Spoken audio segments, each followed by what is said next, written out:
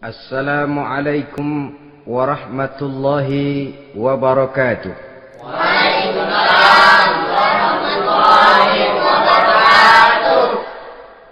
Bismillahi walhamdulillah. Wassalatu wassalamu ala sayyidina Rasulillah wa ala alihi wa sahbihi wa mawalah. La hawla wa la quwwata illa billah, amma ba'du. Saudara-saudara kaum muslimin yang berbahagia, di dalam kehidupan ini kita senantiasa mengambil iktibar, contoh dan teladan dari orang-orang sebelum kita. Itu sebabnya kepada baginda Nabi kita Muhammad sallallahu alaihi wasallam Allah Subhanahu wa taala menjelaskan cerita para nabi sebelum beliau dalam ayat "Tsumma naqussu 'alaika min anba'ir rusuli ma nusabbitu bihi fu'adak."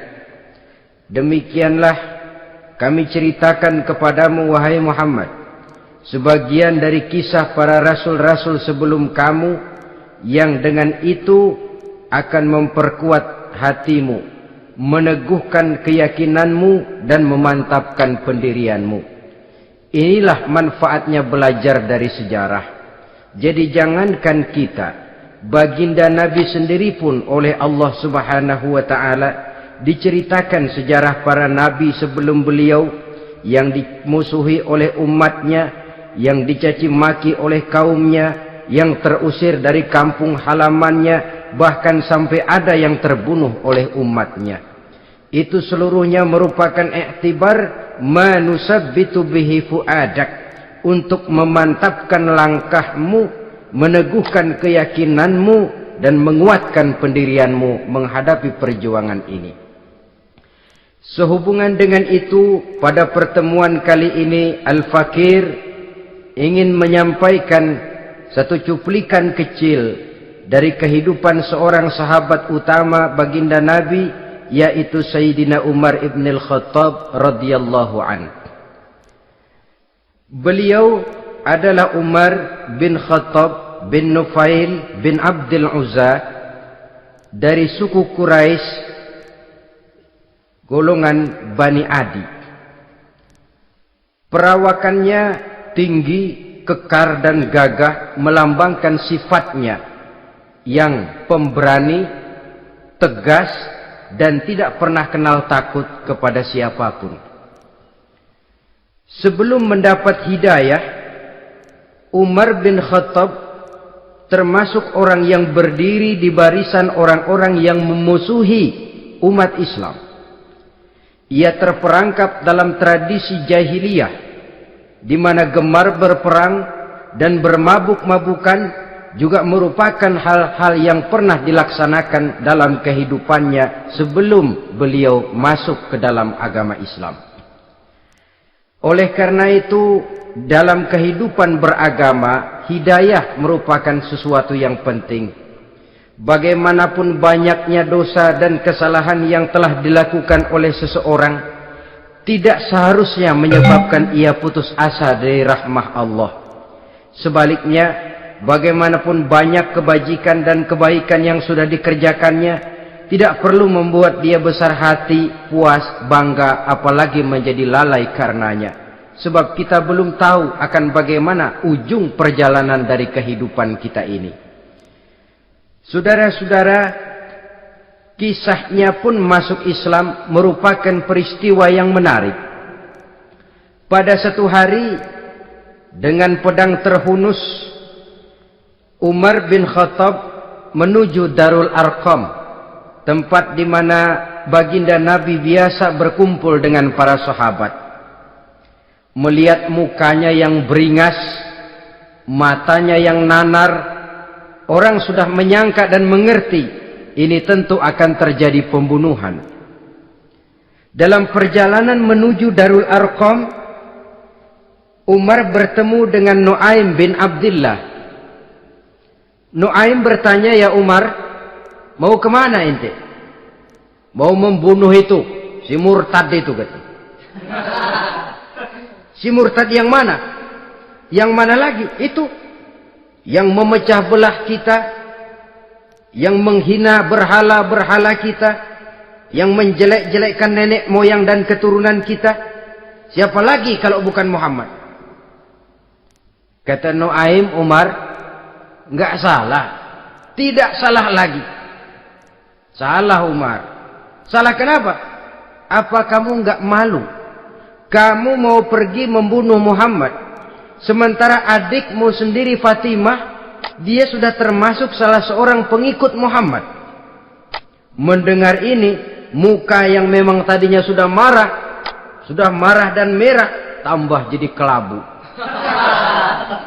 Bukan main mangkelnya Umar bin Khattab. Orang lain dia musuhi, orang lain dia kejar-kejar. Ini malah adiknya sendiri menjadi pengikut dari baginda Nabi. Tidak jadi menuju Darul Arqam, dia berangkat ke rumah adiknya Fatimah. Adapun di rumah Fatimah sedang berkumpul Fatimah, suaminya Sa'id bin Zaid, dan seorang sahabat Habbab ibnul Arad. Mereka sedang membaca Quran. Waktu itu Quran belum lagi dijilid macam sekarang, jadi masih merupakan suhuf atau lembaran-lembaran tercecer saja. Ketuk pintu. Ya tentu tidak assalamualaikum karena dia belum Islam. Tok, tok, tok. Siapa di luar? Umar. Mendengar suaranya saja, ini sahabat yang namanya Habbab ibnul Arad sudah lari ke belakang pintu. Sambil komat kamit baca doa mohon diselamatkan oleh Allah. Adapun Fatimah yang sedang memegang suhuf, lembaran tulisan Quran itu, menyembunyikan suhuf itu di belakang bajunya. Umar masuk. Fatimah, saya bang. Apa benar berita yang saya dengar? Berita apa itu bang? Bahwa kau sudah masuk Islam. Bang, andai kata Muhammad memang benar, bagaimana? Sudahlah, jangan belit-belit. Jawab saja, kau masuk Islam benar atau tidak? Ya. Saudara hadirin, begitu dikatakan iya, tangannya langsung melayang, menampar muka adiknya ini, sehingga mengalir darah dari hidungnya. Suaminya Sa'id bin Zaid yang mencoba melindungi istrinya, dipegang lehernya, dibanting, luki dadanya. Oh ini jawara ini.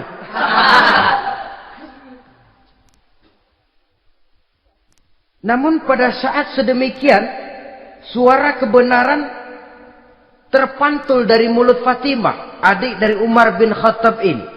Umar, apakah engkau memukul orang yang bersaksi bahwa tidak ada Tuhan melainkan Allah dan Muhammad Rasulullah? Apakah engkau menganiaya seseorang yang terpanggil untuk mengikuti kebenaran? Manusia macam apa engkau, Umar? Saudara, memang dia orang keras, tapi hatinya mudah menerima kebenaran. Sehingga mendengar kalimat adiknya ini tercenung dia sejenak, melongo, bengong kata anak sekarang. Ini kalau tidak karena keyakinan yang mantap, tidak mungkin orang ini, anak adik saya ini bicara macam begini. Umar, mengapa engkau memukul orang yang bersaksi bahwa tidak ada Tuhan melainkan Allah dan Muhammad Rasulullah? Mengapa engkau pukul orang yang mengikuti kebenaran, menerima hidayah dari Allah? Begitu yakin dan mantapnya, walaupun di tengah satu hal yang sangat menakutkan. Siapa yang tidak takut orang Quraisy berhadapan dengan Umar bin Khattab yang dikenal sebagai singa padang pasir pada waktu itu? Malahan dia termasuk salah seorang jagoan di tradisi masyarakat jahiliyah itu. Ada satu pasar yang namanya pasar Ukaz. Tiap tahun di pasar itu diadakan pesta. Pertama pertandingan syair. Jadi penyair waktu itu jadi kebanggaan. Syair-syair yang menang itu digantung di dinding Ka'bah. Jadi setiap suku akan bangga kalau mempunyai ahli syair yang hebat. Nah, lalu diadakan juga lah perlombaan balap kuda, memanah, termasuk gulat. Lah Umar ini tiap kali pertarungan mesti menang. Belum pernah ada yang berhasil mengalahkan dia. Jawara. Saudara-saudara, mendengar adiknya begitu mantap hatinya, apalagi ketika adiknya berkata begitu, suhuf, lembaran yang disembunyikan di belakang bajunya tersembul. Apa yang kau sembunyikan di balik bajumu itu? Suhuf. Apa suhuf itu? Lembaran Al-Quran. Coba saya lihat. Enggak boleh. Kenapa? Kamu kotor. Orang kotor tidak boleh megang Quran. Saya mau lihat. Enggak boleh. Kalau kamu mau lihat, mandi dulu. Diturutinya permintaan adiknya itu. Lalu diambilnya suhuf tadi. Dia baca. Kebetulan ayat yang dibacanya, ayat pertama dari surah Toha, yang berlanjut dengan ayat 14 pada surah yang sama. Dia baca. Bismillahirrahmanirrahim. Toha. Ma anzalna ilaikal Qur'ana litashqa illa tazkiratan liman yakhsha. Taha, tidaklah aku turunkan Al-Quran ini untuk bikin sukar manusia, melainkan merupakan pengingat bagi orang-orang yang takut kepada Allah. Lalu pada ayat ke-14, Innani anallahu la ilaha illa ana fa'budni. Sesungguhnya akulah Allah, tidak ada Tuhan melainkan aku, maka hendaknya hanya kepadakulah kamu menyembah. Wa aqimis sholata li dzikri, dirikanlah salat untuk mengingat aku.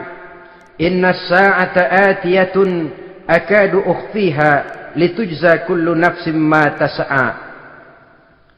Sesungguhnya kiamat itu pasti akan datang, yang sengaja waktunya kami tidak beritahukan kepada kamu semua, untuk kami balas segala setiap orang tentang apa saja yang telah mereka lakukan dalam kehidupan di dunia ini. Setelah membaca ayat ini, gemetar tangannya. Ah, ini sih nggak main-main ini. Ini belum pernah saya baca ajaran semacam ini.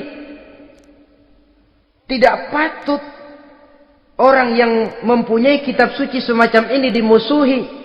Ini sesuatu yang benar, tergetar jiwanya. Hei, Fatimah, Muhammad di mana Muhammad?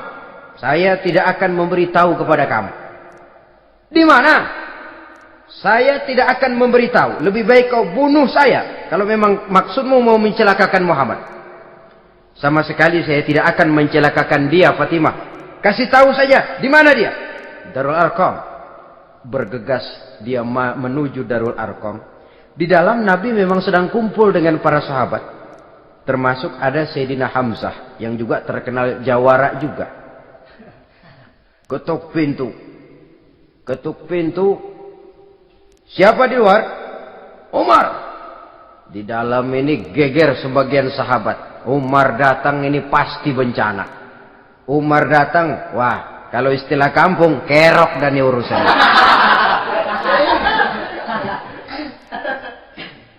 Tapi baginda Nabi menenangkan mereka. Tenang.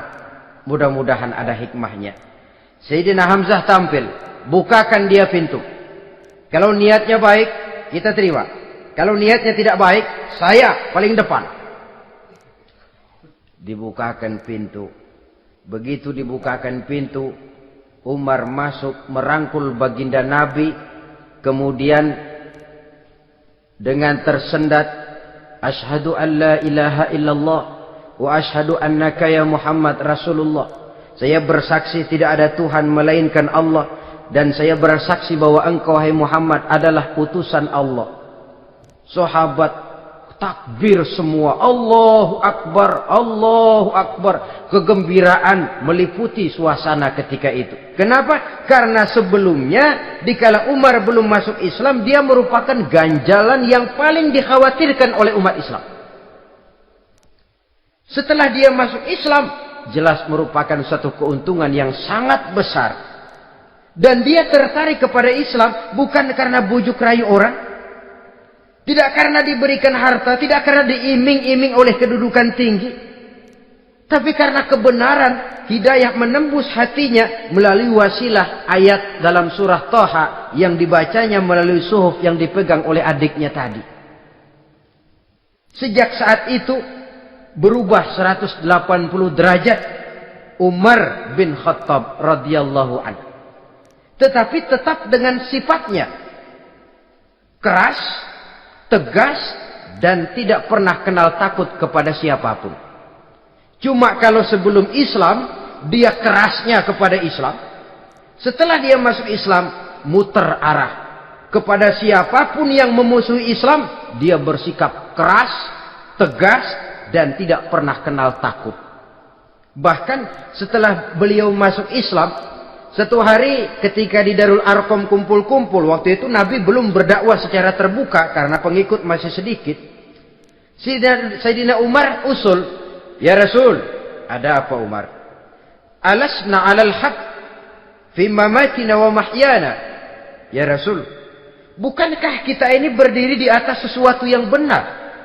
Bukankah mati kita, hidup kita untuk melaksanakan sesuatu yang benar? Bala ya Umar, betul Umar. Wallazi nafsi biyadih, innakum la'alal haq in muttum wa in huyitum. Demi Allah Umar, kata Nabi, sesungguhnya kamu dan kita semua berdiri di atas kebenaran, hidup ataupun mati. Setelah mendapat jawaban begini, Umar masuk kepada tujuan pembicaraannya. Izan ya Rasul, fafimal ikhtifa. Kalau memang begitu ya Rasul, kalau memang kita yakin kita berdiri di atas kebenaran, kita hidup karena kebenaran, kita mati pun memperjuangkan kebenaran, fafimal ikhtifa. Kenapa mesti ngumpet-ngumpet? Kenapa harus sembunyi-sembunyi? Wallazi ba'asaka bil haq, demi Allah ya Rasul, la takhrujanna wa la nakhrujanna ma'ak. Tuhan harus keluar menyampaikan Islam ini secara terbuka, dan kami akan mendampingi Tuhan dengan segenap jiwa dan raga. Sekali masuk Islam gak tanggung-tanggung. Yang kayak begini ini yang kita perlukan sekarang ini. Begitu masuk Islam gak tanggung seluruhnya, jiwa dan raganya masuk Islam. Beliau yang pertama kali mengajukan ide, kenapa harus dakwah sembunyi ya Rasul? Wong kita berdiri di atas kebenaran, memperjuangkan sesuatu yang hak. Kalau kita mati, kita pun mati membela kebenaran. Kenapa mesti fafimal ikhtifa? Kenapa harus sembunyi-sembunyi? Mulai sekarang mari keluar ya Rasul, saya akan dampingi Tuhan, nyawa taruhannya. Saudara hadirin yang saya hormati, selalu dia tempat-tempat yang pernah dia melaksanakan maksiat sebelum dia Islam, selalu dia kunjungi sampai dia berkata, tidak ada tempat yang pernah saya melakukan kesalahan sebelum saya Islam yang harus saya tutupi dengan kebajikan setelah saya Islam sekarang ini. Bahkan ada satu riwayat menjelaskan beliau itu yang tinggi badannya, kekar perawakannya, gemetar orang ngadepin dia. Tapi beliau sendiri sangat mudah gemetar kalau sudah mendengar ayat-ayat Allah. Sehingga ada satu riwayat menjelaskan Sayyidina Umar itu setelah masuk Islam, kalau sholat kadang-kadang bila menoleh ke kanan beliau senyum, bila menoleh ke kiri beliau menangis berurai air mata. Ada orang bertanya, ya Umar, kenapa menengok ke kanan kau senyum, ke kiri kau menangis? Itulah kalau saya ingat jahilnya saya sebelum Islam. Adapun bila saya menoleh ke arah sebelah kanan, saya tersenyum, teringat betapa dulu saya membuat berhala dari korma. Saya tumpuk-tumpuk, saya susun begitu.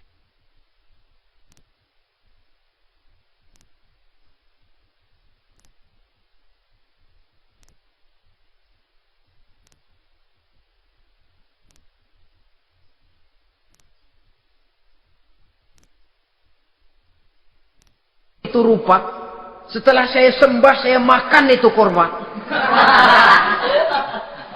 Gagah betul saya waktu itu, sampai Tuhan pun saya makan. Adapun kalau saya menoleh ke kiri, teringat putri kesayangan saya yang terbawa oleh tradisi jahiliyah, takut menanggung aib, merasa malu mempunyai anak perempuan, sampai dia terkubur hidup-hidup. Berurai air mata saya mengingat semua itu. Padahal Nabi sudah memberikan jaminan. Sebab saudara, jangan lupa, orang kafir masuk Islam, dalam Islam itu dihitung dari bayi lagi. Dari nol, itulah untungnya. Jadi misalnya sudah 60 tahun, dari kecil sampai 60 tahun kafir. Umur 61 masuk Islam. Nah, sejak umur 61 itulah yang dihisab oleh Allah. 60 tahun ke bawah, gratis, bersih, pemutihan. Istimewa betul. Tapi jangan lalu diniatin, gua kafir aja ah. Nanti sudah tua-tua mau giliran mati baru Islam. Nah, itu diniatin lain. Ini yang karena faktor hidayah, saudara-saudara. Nah, cintanya kepada baginda Nabi luar biasa. Dalam setiap pertempuran beliau selalu di front terdepan. Bahkan demikian cintanya sampai ketika hari di mana baginda Nabi wafat, saudara-saudara. Disampaikan berita wafat Nabi kepada Umarin. Ya Umar, baginda Nabi sudah wafat. Kamu ngomong apa? Baginda Nabi sudah wafat. Bukan sedih, nyabut pedang, keluar matanya melotot. Siapa yang bilang Muhammad mati, saya tabas batang lehernya. Begitu cintanya beliau kepada baginda Nabi, sampai-sampai nggak menerima kalau Nabi wafat. Taruhlah nggak bisa mati bersamaan, bolehlah mati beriring-iring saja barangkali maksudnya. Saudara-saudara, cabut pedang, kelayaban kemana-mana. Ayo, siapa ngomong Muhammad mati, saya tebas batang lehernya. Sampai bertemu dengan Sayyidina Umar, Sayyidina Abu Bakar. Di tempat orang banyak, Sayyidina Abu Bakar yang bijaksana ini pidato. Ayuhan nas, man kana ya'budu Muhammadan fa inna Muhammadan qad mata wa man kana ya'budu Allah fa inna Allah hayyun la yamut. Wahai manusia, barang siapa yang menyembah Muhammad, maka Muhammad sudah mati. Tetapi barang siapa yang menyembah Allah, Allah akan hidup selamanya dan tidak akan pernah mati. Mendengar pidato ini, Sayyidina Umar sadar bahwa sebenarnya yang tidak bisa mati itu cuma Allah. Bagaimanapun agungnya baginda Nabi, besarnya baginda Nabi, tinggi akhlak budi pekertinya Nabi, cintanya beliau kepada Nabi, Nabi manusia. Dan manusia harus mati. Kemudian dibacakan surah Ali Imran ayat 144. Wa ma Muhammadun illa rasul qad khalat min qablihi rusul. Afa immata au qutilan qalabtum ala aqabikum. Muhammad tidak lain daripada manusia, telah datang kepadanya rasul. Apakah jika ia mati engkau kembali menjadi murtad atau mundur ke belakang? Mendengar ayat ini dibacakan, Sayyidina Umar sadar, berurai air matanya, menangis dalam kesedihannya. Ini cintanya yang demikian tinggi kepada baginda Rasulullah sallallahu alaihi wasallam. Begitulah seluruh kesalahan yang dia lakukan pada saat sebelum dia masuk Islam, berusaha dia tutupi dan dia tebus dengan segala kebaikan, pengabdian, perbuatan soleh setelah dia masuk Islam. Sehingga diajarkan oleh baginda Nabi, ittaqillaha haitsu ma kunta wa atbi'i sayyi'atal hasanata tamhuha wa khaliqin nasa bi khuluqin hasanin. Bertakwalah kamu kepada Allah, kata Nabi, dimanapun saja kamu berada. Jadi takwa tidak kenal tempat. Dimanapun saja kamu berada, bertakwalah kepada Allah. Di rumah takwa, di pasar takwa, di kantor takwa, di tengah orang banyak takwa, pada waktu sendirian takwa. Ittaqillaha haitsu ma kunta. Bertakwalah kau kepada Allah dimanapun saja kamu berada. Jangan takwa pakai tempat. Di masjid takwa, di kantor nyolong. Itu tidak haitsu makunta yang diajarkan oleh Nabi. Dimanapun kamu berada, bertakwalah kepada Allah. Wa atbi'i sayyi'atal hasanah tamhuha, dan iringi perbuatanmu yang salah dengan kebaikan.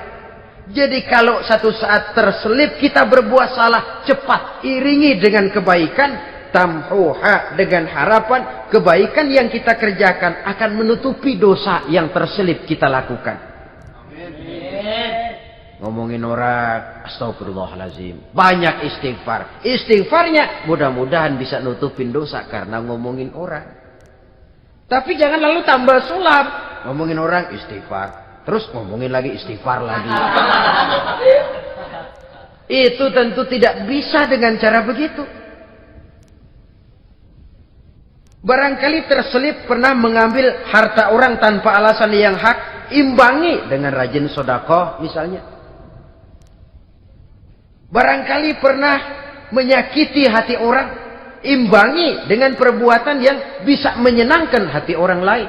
Itu namanya mengiringi perbuatan yang bersifat salah dengan kebajikan. Ini yang dilakukan oleh Sayyidina Umar. Setiap pelosok hampir dia datangi. Tempat-tempat di mana dia pernah melakukan kesalahan sebelum Islam, di sana dia tegakkan kebajikan dan kebaikan.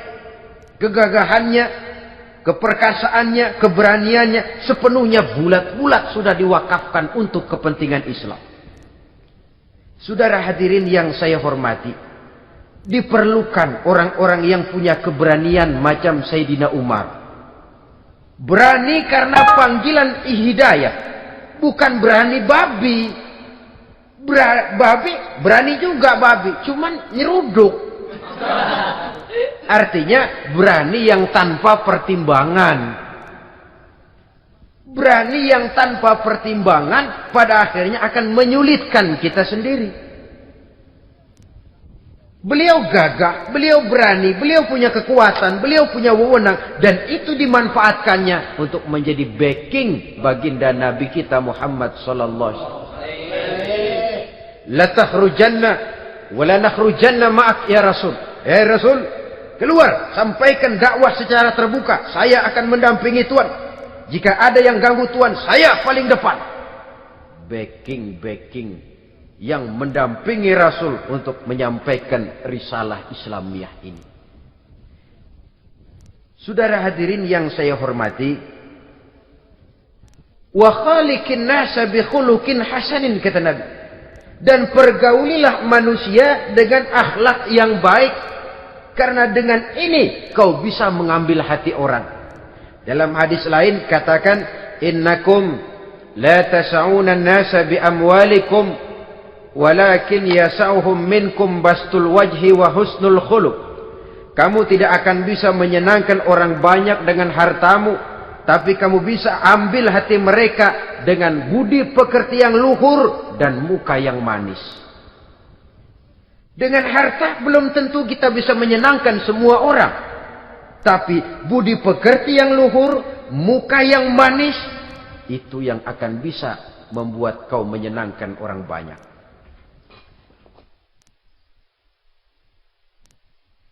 Setelah baginda Rasul wafat,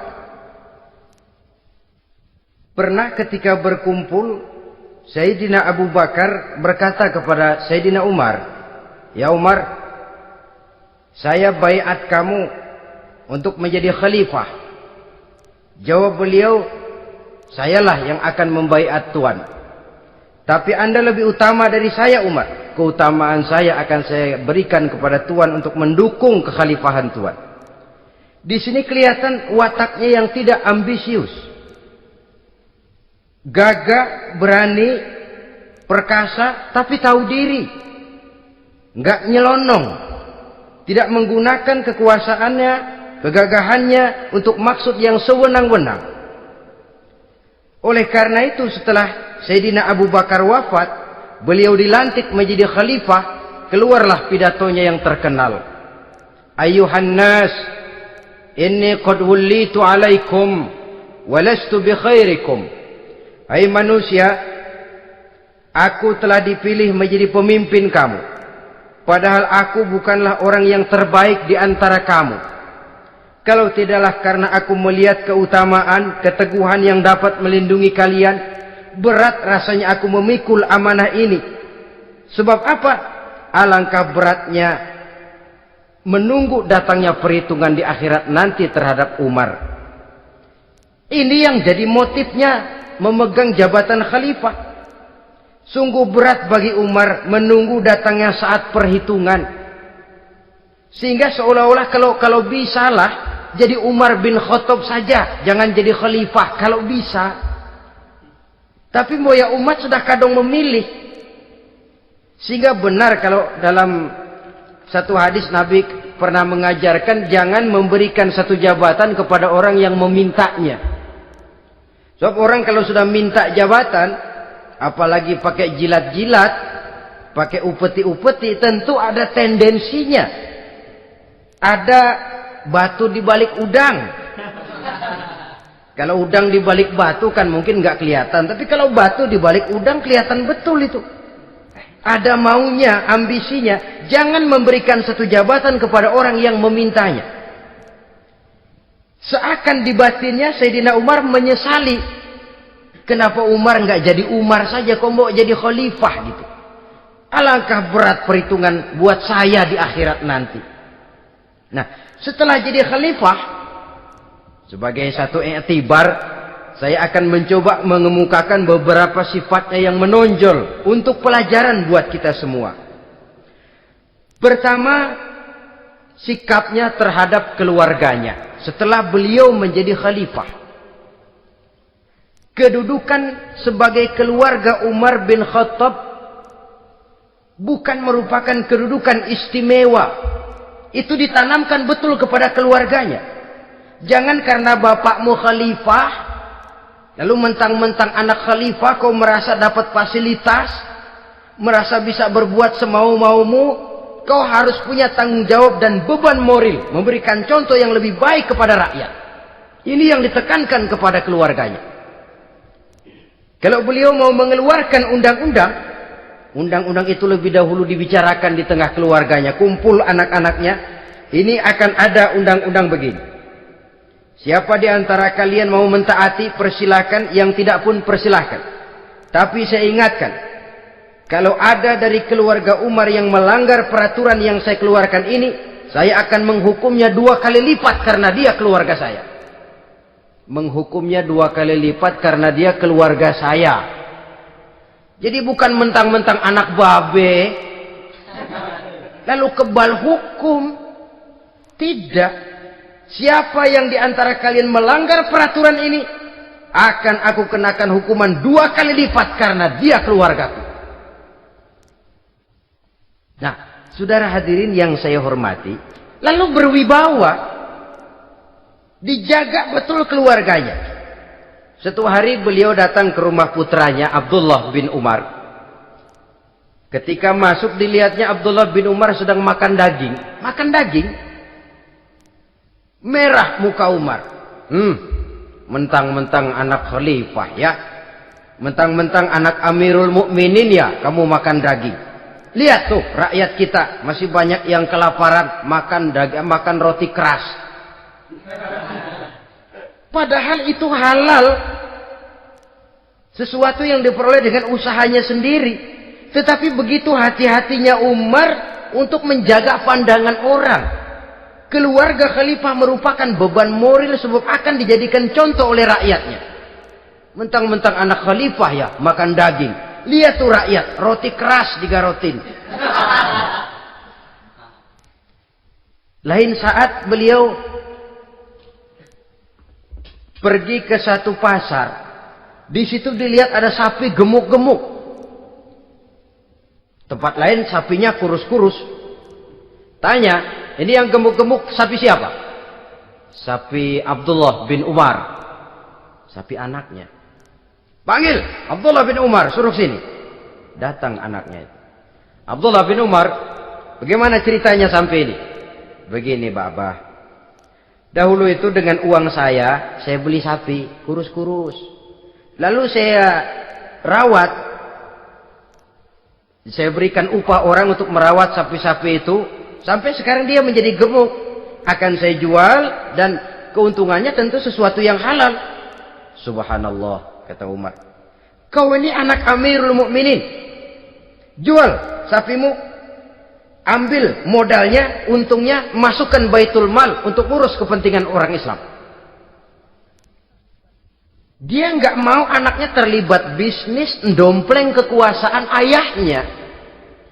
Karena mentang-mentang anak khalifah lalu segala macam bisnis lancar. Orang takut karena apa? Anak babe. Ada lagi. Pada waktu pembagian harta ghanimah, putri beliau yang namanya Hafsah, ini adalah istri baginda Nabi, meminta bagian. Kaum kerabat ayah, ini kerabat khalifah, kitalah dulu kerabat. Kalau kau kerabatku, maka jatahmu nanti dari ayahmu. Harta ini masih lebih banyak dibutuhkan oleh orang-orang Islam. Nanti belakangan, kalau ada sisanya. Belakangan kalau ada sisanya. La haula wala quwata illa billah.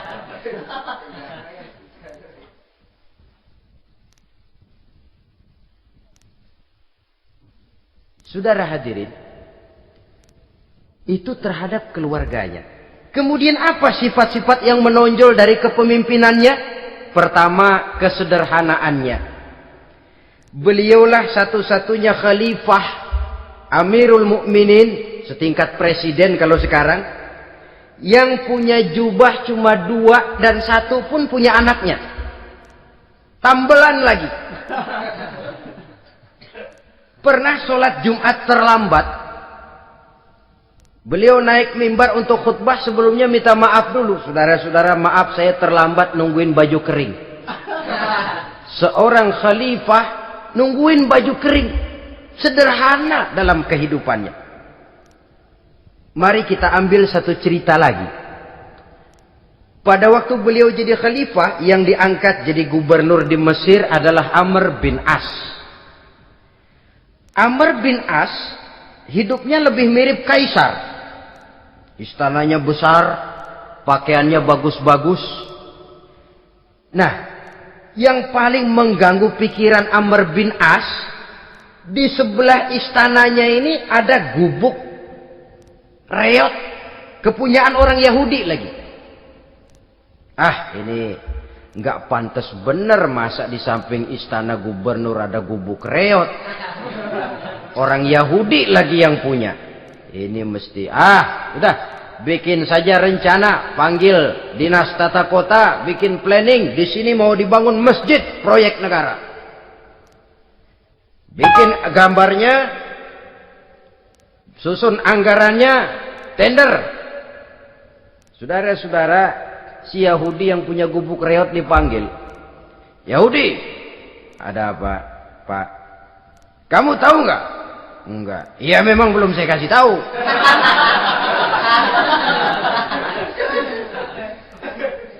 Ada apa, Pak? Itu kamu punya gubuk. Tahu? Kena proyek. Proyek apa, Pak? Kami mau bangun masjid besar di situ. Dan tidak sesuai ada gubuk reot di samping tempat gubernur. Jadi maksud Bapak, gubukmu, tanah-tanahnya mau saya bebaskan. Saya beli. Enggak mau, Pak. Saya enggak mau jual. Saya bayar 2 kali lipat. Enggak mau. 3 kali lipat. 6 kali lipat juga enggak mau, Pak. Saya dari muda peres keringat banting tulang cuma segitu-gitunya, Pak, tempat saya tinggal. Gubuk reot sama tanahnya sedikit. Makmur saya, Pak, cuma rumah sama sumur.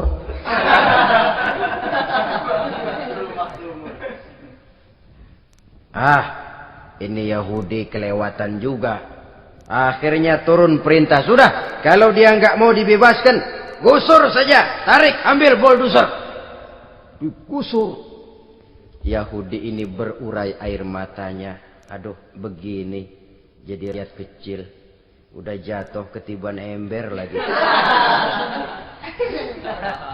Tapi pikir-pikir Amr bin As kan bukan yang paling atas. Dia kan cuma pejabat, masih ada atasannya lagi.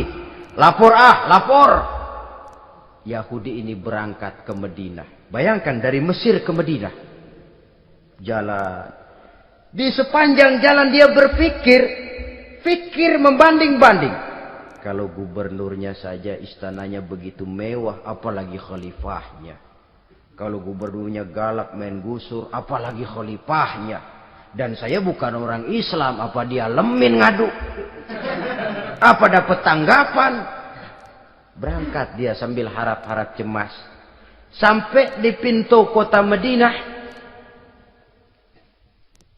dia temui orang lagi tidur di bawah pohon korma. Selamat siang, Pak. Ada apa? Pak. Apa? Mau lapor. Lapor apa? Bapak tahu Khalifah Umar bin Khattab? Tahu? Istananya di mana, Pak? Istananya di atas lumpur. Di atas lumpur. Di atas lumpur. Pengawalnya banyak, Pak. Banyak. Siapa, Pak? Yatim piatu, janda-janda tua, orang-orang miskin, orang-orang lemah, itu pengawalnya. Pakaian kebesarannya apa sutra apa, Pak? Pakaian kebesarannya malu dan takwa. Saya nggak ngerti, Pak. Itulah Umar bin Khattab. Lalu orangnya sekarang di mana, Pak? Di depan ente. Rupanya yang dia tanya itulah orangnya. Gemeter Yahudi ini, keringat bercucuran. Coba, istananya di atas lumpur. Sebab beliau berprinsip, bagaimana saya bisa menghayati nasib rakyat kalau saya tidak merasakan apa yang mereka rasakan? Bagaimana saya nggak bisa tahu sakitnya lapar kalau saya belum pernah kelaparan? Itu prinsipnya. Istananya di atas lumpur. Para pengawalnya yatim piatu, janda-janda tua, orang-orang miskin, orang-orang lemah dan tidak mampu. Dan pakaian kebesarannya malu dan takwa. Kamu dari mana? Dari Mesir, Pak. Ada apa? Mau laporan gubernur Bapak di Mesir yang namanya Amr bin As. Kenapa? Main gusur aja, Pak. Ceritanya? Iya, dia mau bangun masjid. Kebetulan di areal itu saya punya tanah sama gubuk segitu-gitunya. Saya nggak mau dibeli. Digusur, Pak. Saya mau mencari keadilan. Begini. Kamu lihat tempat sampah itu? Lihat. Di situ banyak tulang. Coba kamu ambil kemari satu. Tulang unta, bawa sini. Bingung Yahudi. Pak, saya kemari mau cari keadilan. Kalau tulang mah di Mesir juga banyak, Pak. Sudahlah, pokoknya kau ambil saja tulang itu. Dicoker-coker, dapat, dikasih. Tulang itu digaris lurus oleh Sidina Umar dengan ujung pedang. Red. Nah, nih, kau bawa kepada Amr bin As. Makin bingung itu Yahudi. Suruh bawa tulang cuman digaris. Nanti saya ngomong apa, Pak? Sudahlah, kasih saja. Pulang dia. Sampai di Mesir. Tuan Gubernur, ada apa? Saya baru menghadap khalifah. Kemudian beliau sampaikan ini, dikasih tulang. Amr bin As ngelihat tulang ada goresan lurus dengan ujung pedang, gemetar. Badannya keluar keringat dingin. Panggil kepala proyek. Proyek batal. Masjid nggak jadi didiriin. Itu gubuk Yahudi diriin lagi. Ini Yahudi makin bengong. Ini gubernur dapat tulang doang segitu takutnya.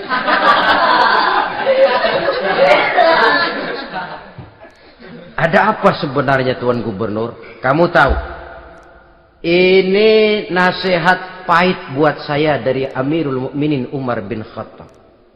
Seolah-olah beliau bilang, "Hai Amr bin As, jangan mentang-mentang sedang berkuasa ya. Pada suatu saat kau akan jadi tulang-tulang kayak begini.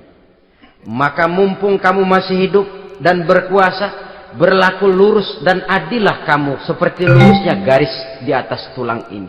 Red. Lurus, adil, jangan bengkok. Sebab kalau kamu bengkok, nanti aku yang luruskan pakai pedangku. Siapa yang nggak ngeper digituin? Sampai akhirnya apa? Kata si Yahudi, Pak, kalau begitu Islam adil ya. Adil. Kalau gitu biarin dah Pak, tanah saya. Mau kamu jual? Bukan saya jual Pak, saya kasih aja dah. Campur gubuk-gubuknya, ambil aja dah.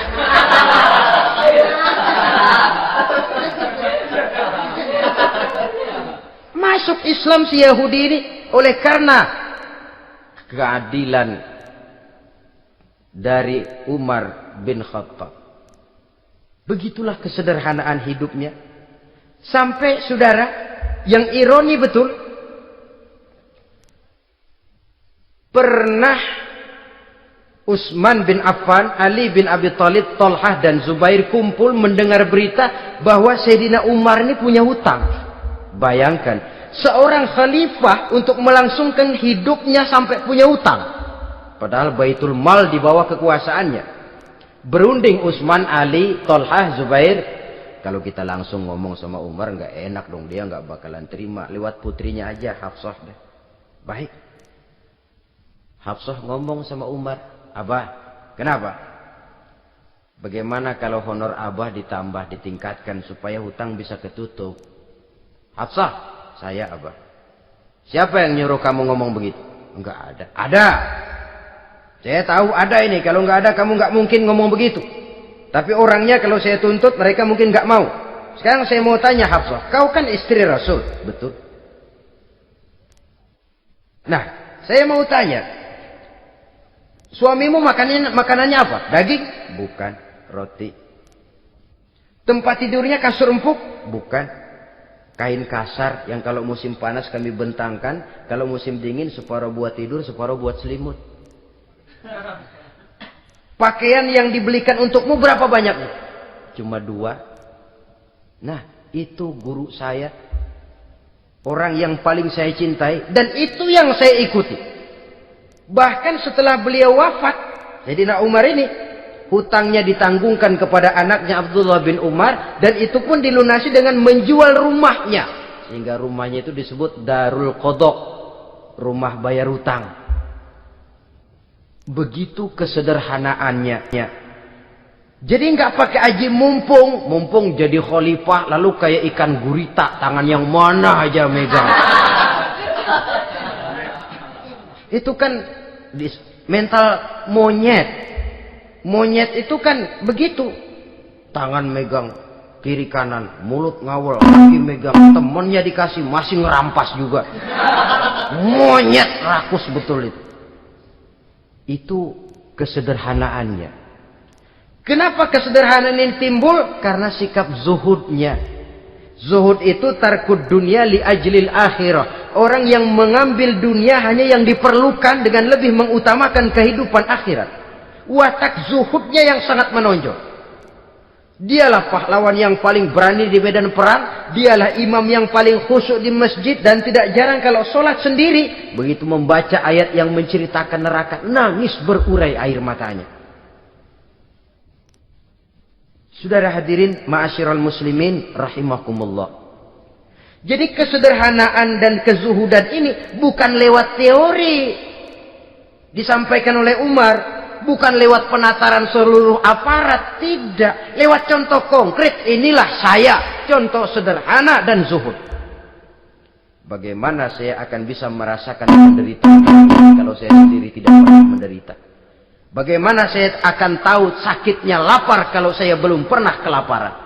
Maka tanpa penataran, tanpa upgrading segala macam, berhasil karena prinsip keteladanan. Beliau jadi contoh utama. Dan sumber utamanya tentu tidak lain karena contoh dari baginda Nabi besar Muhammad sallallahu alaihi wasallam. 2, sederhana, yang kedua zuhud. Yang ketiga, sifat yang menonjol dari kekhalifahannya adalah adil. Kalau sudah bicara soal hukum, dia tidak pernah kenal kompromi.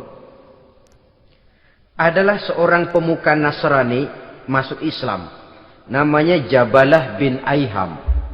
Ketika dia bikin haji, kain ihramnya keinjak orang Arab yang hitam. Badui. Jengkel. Dia merasa bekas tokoh. Enak aja nih orang udah jelek nginjak lagi. Ditempeleng orang tadi. Orang ini lapor kepada Umar. Panggil Jabalah bin Aiham. Panggil. Kau ditampar? Betul Khalifah. Tampar dia. Tampar lagi. Dipukul orang itu. Di depan Sayyidina Umar. Jadi tidak karena kau ini bekas kepala suku, kau ini bekas orang terhormat, lalu ada kebijaksanaan yang tidak bijaksana. Kebijaksanaan yang akhirnya jadi tidak bijaksana. Dan itu memang sudah dimulai dengan memblokir keluarganya. Tidak satu keluarganya pun yang boleh mempunyai perasaan bahwa menjadi keluarga khalifah merupakan fasilitas dan keuntungan. Kau jangan makan di atas punggungku. Kau jangan menikmati fasilitas di atas keringatku. Dan tidak ada keinginan mewariskan jabatan khalifah kepada anak-anaknya. Pernah beliau musyawarah. Saya bingung. Kenapa khalifah? Gubernur Kufah ini sulit nyari orang. Diangkat yang lemah, rakyat ngeluh. Diangkat yang keras, rakyat juga ngeluh.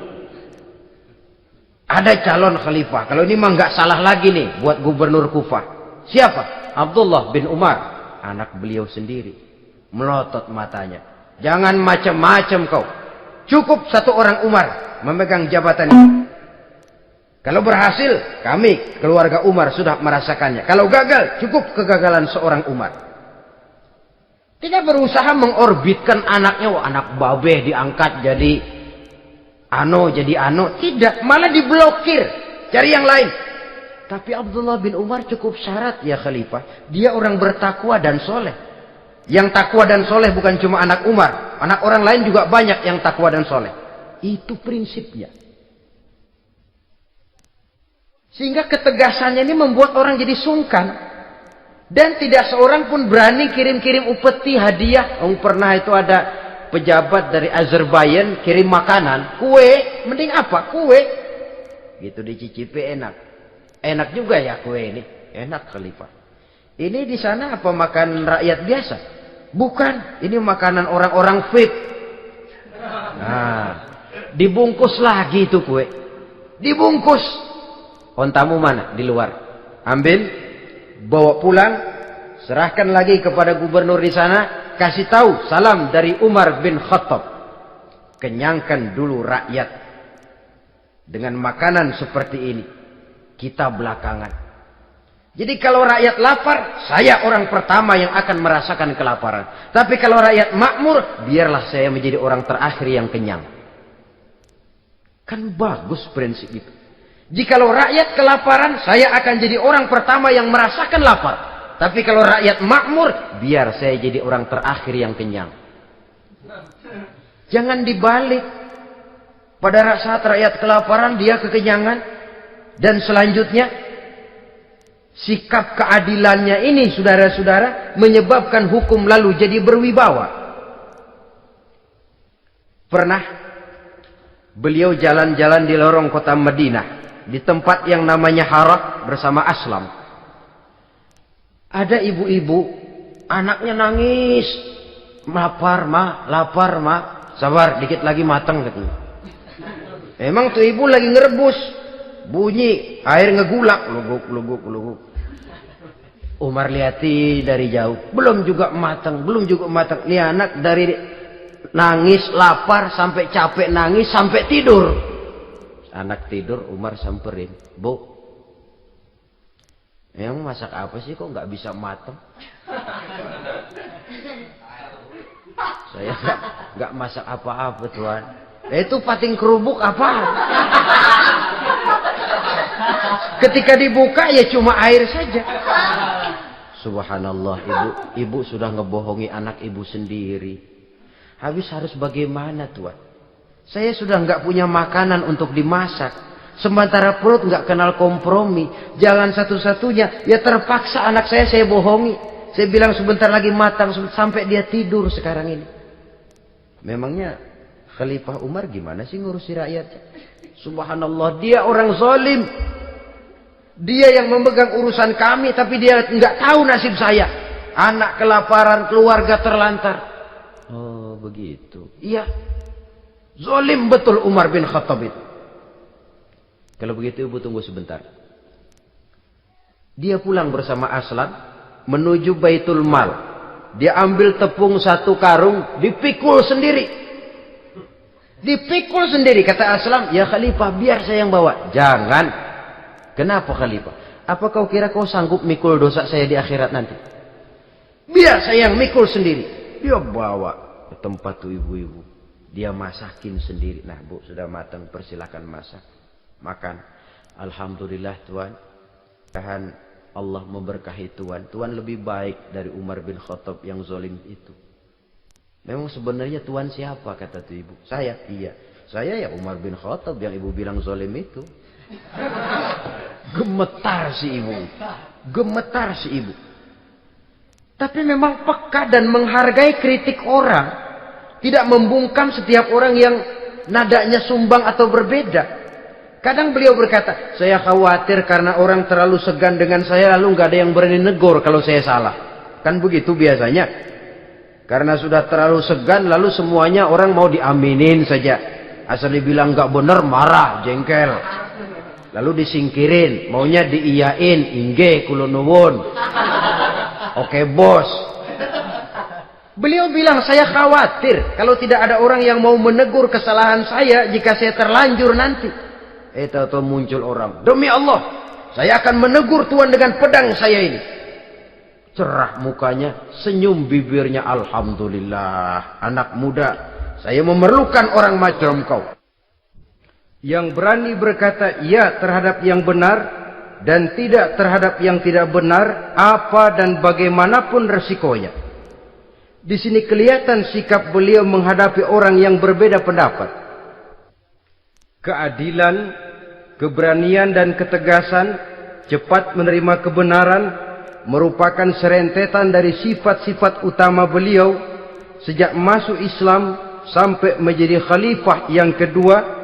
Bahkan dengan jasa beliau, Islam kemudian tersebar, menembus dinding Jazirah Arabia, memasuki Bizantium dan Persia, sehingga beliau juga dikenal sebagai periode Al-Futuhat Al-Islamiyah. Nah, saudara-saudara, inilah cuplikan kecil dari kehidupan seorang agung dan besar yang memang sangat terbatas kata-kata untuk melukiskan kebesaran itu. Namun yang secuplik ini mudah-mudahan menjadi sumbangan moral dalam rangka kita memperbaiki diri menuju kehidupan yang lebih baik. Terima kasih banyak atas segala perhatian. Mohon maaf atas segala kekurangan. Usikum wa nafsi bitaqwallah. Wassalamualaikum warahmatullahi wabarakatuh.